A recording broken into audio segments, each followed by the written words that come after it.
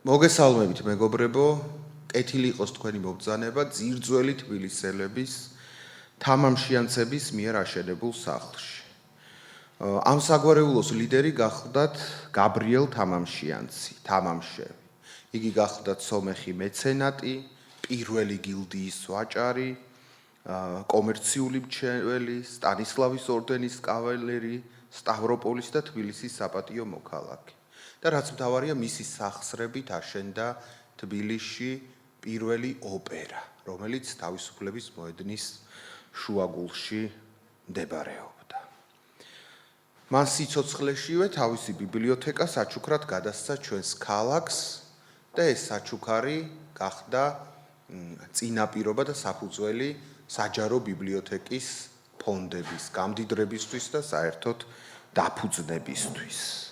ასე რომ დიდი ადამიანი იყო ჩვენი სახლის ავტორი, სამწუხაროდ ამშენებელი, სამწუხაროდ ამ შენობაში შემოსulis დროს მხოლოდ სმირნოვებს ახსენებენ, მათ მემკვიდრეობას ახსენებენ, რაც უდაოდ ძალიან დიდია და განსაკუთრებულია და პატივსცემთ ამ მემკვიდრეობას, მაგრამ არ უნდა დაგვავიწყდეს, რომ ეს შენობა სწორედ თბილისელი სომხების მიერ არის აშენებული და დღემდე მოტანილი და არა მხოლოდ ეს შენობა, ამ სახლის მასპინძელი იყო თბილისში ერთ-ერთი მთავარი კულტურული კერის, ოპერის დამფუძნებელი და ჩვენ საზოგადოებრივ ცხოვრებაში შემომტანი. შესავლისთვის მე მინდა 1-2 სიტყვა თქვა ქართულ-სომხური ურთიერთობების შესახებ. ძალიან ვრცელი, მრავალსაუკუნოვანია ეს ქართულ-სომხური ურთიერთობები. კავკასიური სახლის სახალხო უნივერსიტეტში უამრავი ლექცია წაკითხულა ამ თემაზე, მაგრამ რამდენიმე ასპექტი მინდა რომ გამოვყო.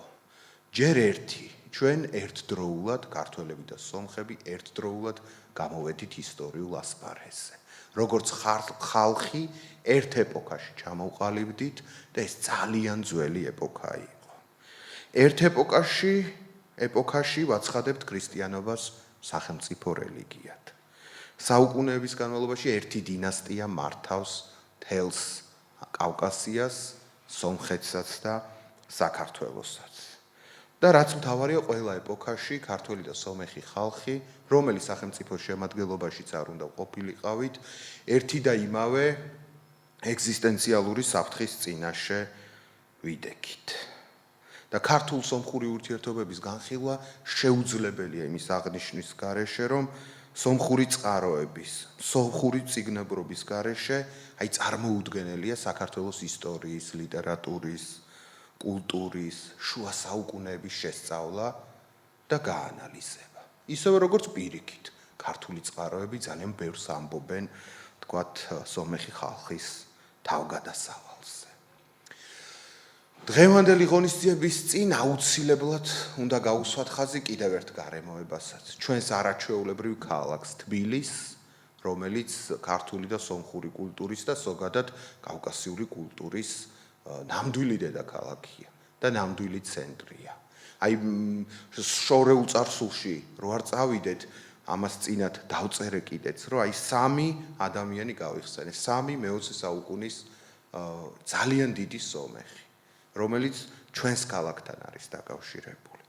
მაგალითად, ალბათ ყველას გაქვთ მოსვენილი ბალეტ გაიანესთვის დაწერილი კომპოზიცია ცეკვა ხმლებით. ეს გენიალური, ულამაზესი, უშვენიერესი კომპოზიცია, რომელიც შექმნა სულ ახლოს კოჯორში დაბადებულმა არამ ხაჩატურიანმა და მის მუსიკაში ეს ქართული და სომხური ხალხური მუსიკის ჰანგები და თბილისის მრავალხმიანობა შესანიშნავად ისმის ხოლმე. მეორე დიდი მე-20 საუკუნის სომეხი, რომელიც ასევე აქ ამ ქუჩებში დადიოდა და ეს უბანი მისთვის ძალიან ნაცნობია. მრავალი საჭადრაკო ოლიმპიადის გამარჯვებული, სოფლიო ჩემპიონი, საკავშირო ჩემპიონი და ასე შემდეგ ტიგრან პეტროსიანი, ესეც ჩვენი ქალაქის და მემკვიდრეობის ნაწილია. და რა თქმა უნდა გავიხსენოთ პრობლემაც, რომელიც არსებობს ჩვენ ქალაქთან და ჩვენი ქალაქის მემკვიდრეობასთან დაკავშირებით. ბევრია ესეთი პრობლემა, მაგრამ სერგო ფარაჯანოვი უნდა გავიხსენოთ, ხოსე აგერ წლებია იბრძვის, რომ თბილისში იყოს სერგო ფარაჯანოვის მუზეუმი, მაგრამ ჩვენი სირცხვილია, ამ ქალაქის სირცხვილია, რომ ფარაჯანოვის მუზეუმი აქ არ გვაქვს და თუ თქვენ ნახავთ ხოსეს მიერ გადაღებულ ფილმებს, აღმოაჩენთ, რომ სერგო ფარაჯანოვი საქართველოს კულტურის ყველა შრესთან იყო კავშირში. ჩვენს მხატვრებთან, ჩვენს რეჟისორებთან, ჩვენს საზოგადო მოღვაწეებთან, მათთან ურთიერთობაში ქმნიდა ქართული კინემატოგრაფის ერთ-ერთ ყველაზე მნიშვნელოვან და გამორჩეულ თავს.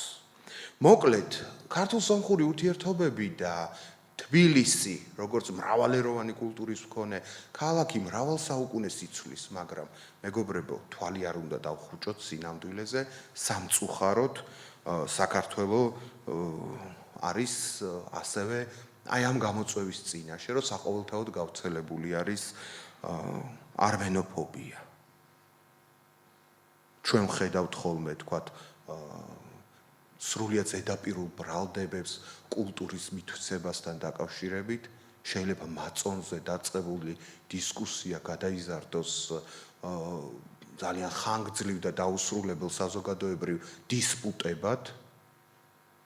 ჩვენ ვხედავთ იმას, რომ არსებობს საქართველოში მუდმივად გადაჭარბებული შიშები რაღაც სეპარატიზმის შესახებ, არადა რაც საქართველოს დამოუკიდებელი რესპუბლიკაა, ეს სეპარატიზმი მხოლოდ მარგინალური და რაღაც ნახევრად შეშლილი ჯგუფების სალაპარაკო თემაა და სამოქმედო გეგმაა და არა ჩვენი თანამოქალაქეებისა.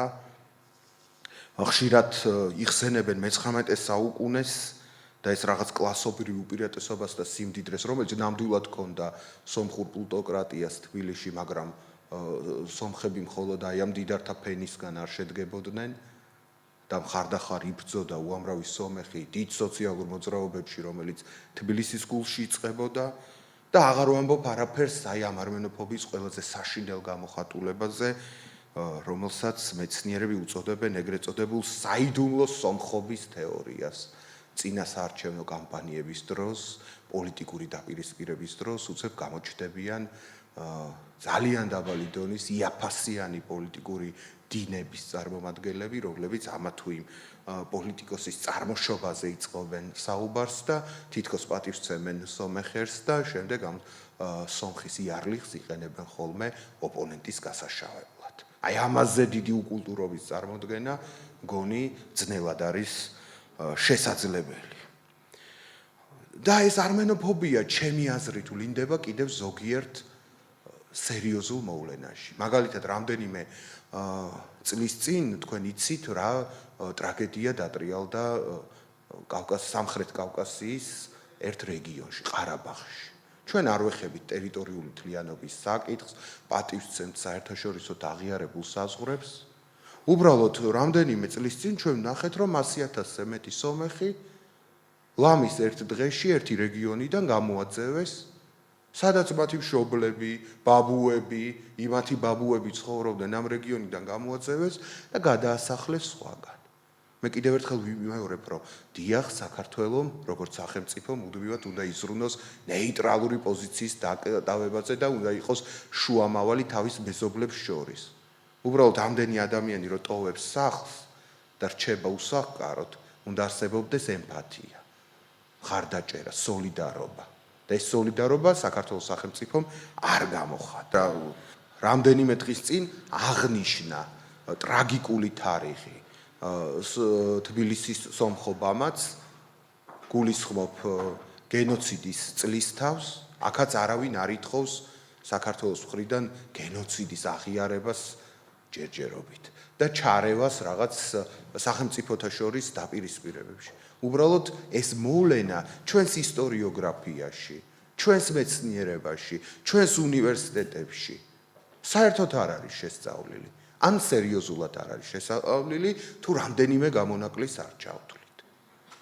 არ ვაქცევთ ამ საკითხს ყურადღებას, არადა საქართველოში უამრავი წყაროს მოძებნა შეიძლება, რომელიც პირდაპირ, ასე ვთქვათ, ახალი აღმოჩენებზე გაიყვანდა უამრავ მეცნიერს. რატომ ცოცხლობს ეს არმენოფობია თანამედროვე ქართულ საზოგადოებაში? ბევრი მიზეზი აქვს ამას, ჩვენ ვთქვით ეს წარსულის ისტორიული მიზეზები ხო, რაღაც საეკლესიო განხეთქილება, მე-19 საუკუნეში არსებული დაპირისპირება ეკონომიკურ საფუძველზე, ნაციონალიზმი, ეთნიკური ნაციონალიზმი, რომელიც ხშირად ძალიან ძლიერია ჩვენთან. მაგრამ ხანდახან ეს არმენოფობია უკავშირდება ხოლმე გეოპოლიტიკურ ან რეგიონალურ საკითხებსაც. ხომ აი სულ ცოტა ხნის წინ შემზარავი მოვლენა მოხდა თბილისის დინამოს სტადიონზე. 6-1 გაიმარჯვა საქართველოს ნაკრებმა სომხეთის ნაკრებზე, ეს შემზარავი მოვლენა ნამდვილად არ ყოფილა. მაგრამ რაც მოყვა მატჩს ხმაური ტრიბუნებთან მივარდნა დამარცხებული თან ესეთი ანგარიშით გუნდის გულშემატკივარი მოიქცა ფაქტობრივად ბრბოს თავდასხმის ქვეშ. რატო ხდება ეს ჩვენ საზოგადოებაში? დამამდილებით ვერაფერს ვერ ვიტყვით, მაგრამ ფაქტია, რომ სომხეთის წინააღმდეგ განწყობებს ამ საზოგადოებაში შეიძლება აღვივებდნენ თქვათ რუსები. ეს ჩემი მოსაზრება. იმიტომ რომ რუსეთ-სომხეთის ურთიერთობები დღეს ძალიან დაძაბულია, ძალიან ასე ვთქვათ კონფრონტაციულია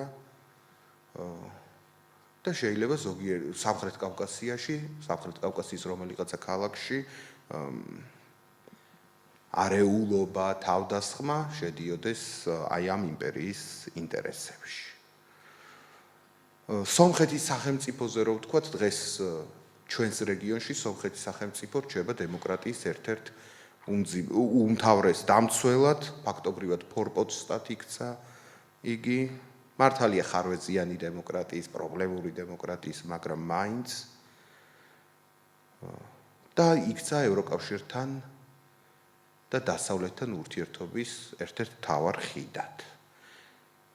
დემოკრატიისკენ სწრაფვა, ავტორიტარიზმის წინააღმდეგ ყოფნა, ევროკავშირთან ურთიერთობების ინტენსიურ ეტაპზე გადასვლაც შეიძლება ვიღაცას აღიზიანებდეს და ესეც შეიძლება ჩვენი ქვეყნის სომეხი თანამოქალაქეების წინააღმდეგ და სტუმრების ასევე მატჩზე ჩავასული სტუმრების წინააღმდეგ გამოსვლის მიზეზი იყოს. მოკლედ მე აღარ გავაგრძელებთ. პრობლემა არსებობს ჩვენ საზოგადოებაში და ამ პრობლემას უნდა შევებრძოლოთ. საქართველოს მოქალაქე სომხებს არაფერი არ აქვთ დასამტკიცებელი.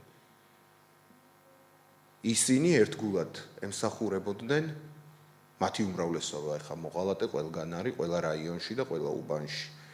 ხო? მათი უმრავლესობა ღირსეულად ემსახურებოდნენ ამ ქვეყნის ტერიტორიულ მთლიანობას. ამ ქვეყნის ერთიანობას, მის სახელმწიფოებრიობას. და დღევანდელი ჩვენი ღონისძიება სწორედ ამ საკითხს ეძღვნება.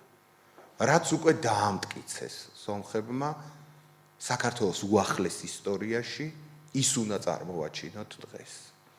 აქედან გამომდინარე, მე ვთხოვე, რომ დღეს ჩვენთან მოსულიყო ბატონი დავით გულიკიანი, რომელმაც რამდენიმე წლის წინ თავისი პირადი შრომის და თავდადების ფასად შემდეგ დაეხმარნენ, მაგრამ თავარი გამწევი ძალა, დოლა ხარი ამ საქმეში თვითონ იყო, გადაიღო ფილმი სახელწოდებით დედოფალ შუშანიკის ბატალიონი. ფილმი გადაღებულია აფხაზეთის ომში, საქართველოს ტერიტორიული მთლიანობის, თავისუფლებისა და დამოუკიდებლობისათვის საბრძოლო მოქმედებების მონაწილე და ბრძოლაში დაღუპულ ეთნიკურად სომეხ საქართველოს მოქალაქეებს. მათ შესახებ არის ეს ფილმი გადაღებული. და წარმოაჩენს თუ როგორ დაადასტურეს ჩვენმა თანამოქალაქეებმა საკუთარი სიცოცხლით საქართველოს ტერიტორიული მთლიანობის მიმართ და ამ სახელმწიფოს მიმართ ერთგულება. ამაზე ამ ქვეყანაში არავინ არ საუბრობს. ან იშვიათად საუბრობენ. შეიძლება დავითი საუბრობს თავის მეგობრებთან ერთად და რაღაც წრეებში. მაგრამ მე მგონია, რომ ეს თემები უნდა იყოს უნივერსალური განხილვის საგანი. ასე რომ დღეს ჩვენ ძალიან გვიხარია, რომ ჩვენს აუდიტორიას თბილისშიც და საუნივერსიტეტო ქალაქებში შეკრებილ ჩვენს მეგობრებსაც წარუდგენთ ამ ფილმს, დედოფალ შუშანიკის ბატალიონს. ფილმის იდეის ავტორი